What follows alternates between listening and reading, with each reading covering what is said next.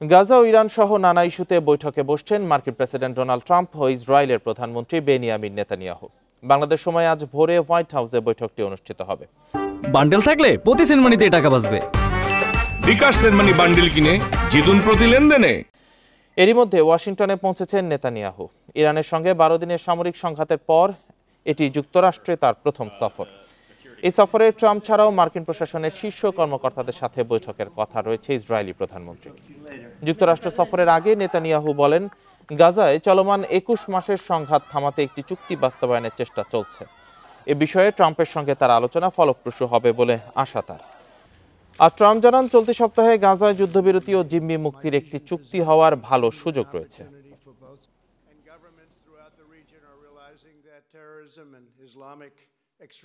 Under this vision, Jerusalem will remain